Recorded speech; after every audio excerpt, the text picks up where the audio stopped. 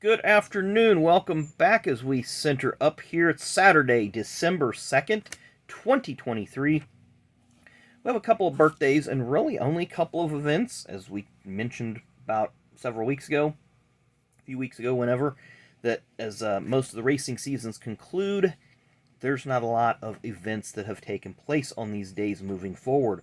So we'll go back to 1956 and that awkward time in NASCAR where December races were counted towards the following season's schedule. So on this day in 1956, race number 2 of the 1957 Cup Series season, then Grand National, at Concord Speedway, Marvin Panch was the winner, leading 198 of 200 laps after starting third. Pole sitter Fireball Roberts only led the first 2 laps. Not really sure what happened in that race. You can go read the box score on Racing Reference. That's where this information was pulled from. I'm sure back in the day that probably just a typical short track race, 3 or 4 good cars, and 18 field fillers, more or less. On this day in 2012, at Pensacola, Florida, a Five Flag Speedway, Erik Jones wins the Snowball Derby. Of course, that's coming up here real soon. And also on this date, same track in 2018, Noah Gragson wins the Snowball Derby. So you kind of see Snowball Derby being the late model race or whatever the designation is that it is. I don't know what it's technically. I guess it's a late model, super late model, whatever. Seems to draw in a lot of the best teams, a lot of the best drivers from those series. There's always Cup drivers that come in and Xfinity and truck drivers, and they all come in, and I guess it's a pretty competitive show. And I've known about it for years. I remember watching highlights on Speed Week and Motor Week back in the mid to late 80s. And that's when a lot of the drivers were coming from the ASA, the ARTGO circuits, and the Slim Jim Southwest Tour, the All Pro Tour, and all that. So it was always kind of an interesting mix of drivers that you would get.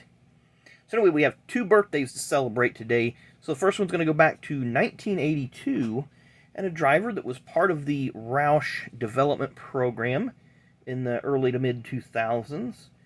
His career never really did take off. He had a little success in the truck series, but he never did.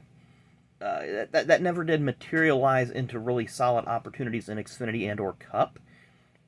I'm not real sure what he's doing right now. I've heard his name pop up here and there.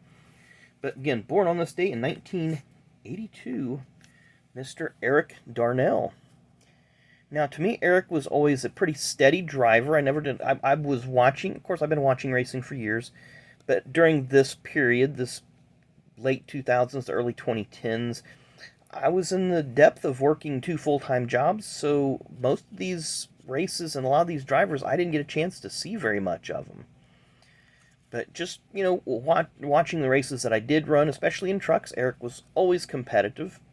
Never did tear up a lot of stuff, in my opinion. But sometimes it's sponsorship, sometimes it's just, right place, right time, and Erik was just never had the stars line up the way that, say, maybe a Trevor Bayne, a Ricky Stenhouse, or David Reagan did, where they could, just ultimately get a Roush Cup ride and parlay it into a longer, more high-profile career. I'm not saying that he's a bad driver, just saying sometimes things don't work out. And kind of the same for our next birthday boy here. I only have a few cards of him as he's only been in the card game here for a couple of years. I believe he's a former ARCA champion, I think in 2022 or 2020. I'm not sure. I'm losing my notes here. Can't read my own writing. But he has made some truck starts here and there. And again, it's just part of that being in the right place, right time, right pipeline. Maybe there's not enough rooms at the inn. But born on this day in 2000, Mr. Drew Dollar.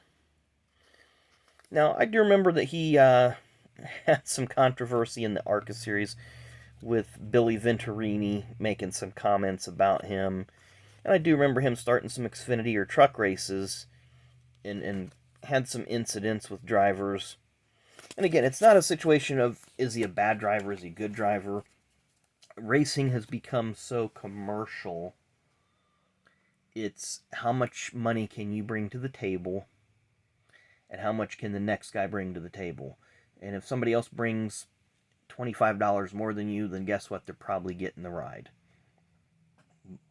I think that Drew seems to be relatively decent driver. I've not really seen enough of his races to say yay or nay, but time will tell. Maybe he goes back to ARCA, or maybe he goes to one of the other lower divisions, maybe the Cars Tour, maybe he goes somewhere else and he races a couple years and he rebuilds himself. Because sometimes I think that can be a really, really good thing, is that rebuilding. It seemed to work for Ross Chastain. John Hunter Nemechek's been a success story in that. And we'll see what happens with Nemechek in the 42 next year. And there's been a few other drivers along that line over the years that have, hey, I'm going to go back down to Xfinity or trucks, and we're going to just rebuild ourselves. I think Randy LaJoy is a good vision of that. He had moderate success in the Busch Series, got rushed into Cup, and then he went back down to Xfinity and became a two-time champion. And now he's a Hall of Famer. So I think that speaks volumes for drivers when you recognize, hey, I'm in over my head right now. Let's scale back and go back to what was working or what might work better. Is it better to be a bigger fish in a smaller pond, or is it better to be, completely unnoticed in the bigger ocean? So you just have to wait and see. So I think we'll see what happens with Drew over the next few years. See if he gets a ride lined up and go from there. So anyway, thanks again for watching. As always, enjoy the rest of your Sunday. Or I'm sorry, Saturday. I may have said Sunday earlier. Again, getting my notes confused, getting my days confused.